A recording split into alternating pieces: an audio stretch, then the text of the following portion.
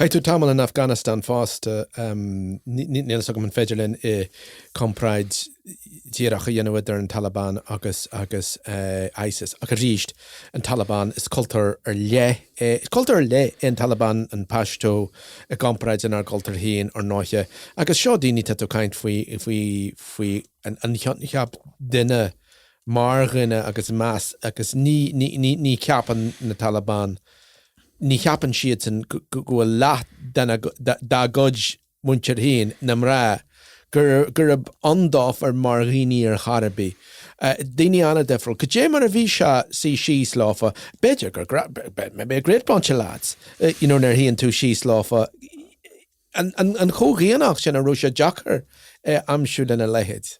Well, sin rud sin Jackrach der le, nuair a lórin tú lá mar far, agus mar far atá I géirí, codú a hortisteach sa tír, nachhfuil buinseach leis an bheachtas míleta a bhí arsúils in Afghanistan fad fliche bliana, agus lórin tú lá go generalte, is féidir ama caithú lá té ó lá agus níl ní bhíon Jackrachtaí an, curry fáilte roin agus bhí sin, bhí si flathúil go leor. Na Jackrachta bhí an, bhí si buinseach leis céco páirteach agus is féidir limrá a bheith mar fáirt den sáhachaí. Brathnaíonn siad, ar bhná nach bhfuil siad ar co-level agus bhfuil ról ar le acu agus nach bhfuil siad de cead acu rudaí ar le cosúil le ideachas manscola a bheith acu ní siad de cead acu a gola man éibre. So bin an Jackracht is mó a bhí agin agus muid siad lé leis an Taliban. Ac an rud chuime sé seachtaí heist an Taliban smacht goil ar an Chumland an Tír. Agus ní bhí ag inseacht fós buinseach leis an gceistin.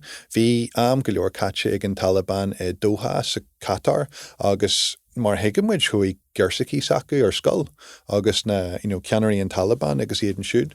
So nuair a tháinig an Taliban a gcucht in Afghanistan ní ró siad cinse cén dearcu ar cheartdóibh curchan cin, maidir le dearcu anna choméadach ná dearcu a bheith níos súlúbpa agus beidir níos cosúla leis an Pakistan ná tíortha eile tá beldáris.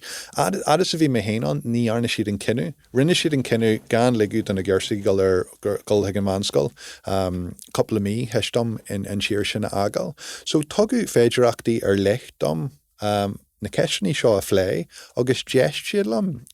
Adhuiam nach nearna siad an cinú cheart in écóir in dhé sin. Ach, bhí muid sin an taistil hartar an tír, bid an búla an omar go daoine, bhí slandálaíach de heiségan I bhaim, agus is mór an trua nach ró an tailireach den an an teachtarach sin a chuchan cin, cé go táhachtach sa táisig an lachan mar as geirsaí páirt sa páirt cheart sa sáhachaí.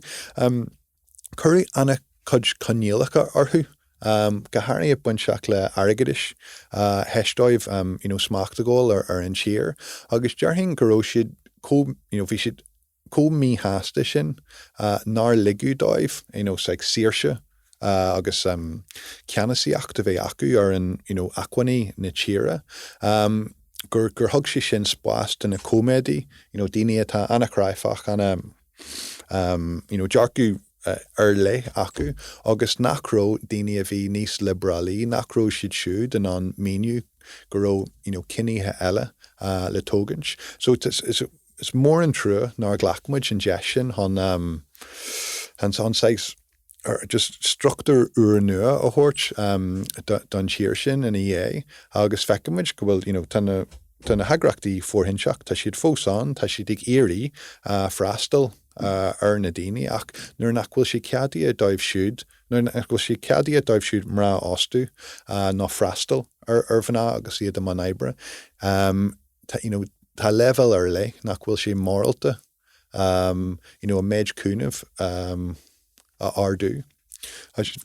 So sin fear Jackracht atá fósagin san Afghanistan, agus is cosol go bhfuil an Taliban han an áda hasamh leis an dearcu coméadach seo, agus tá anna chud Jackracht í buinseach lei sin.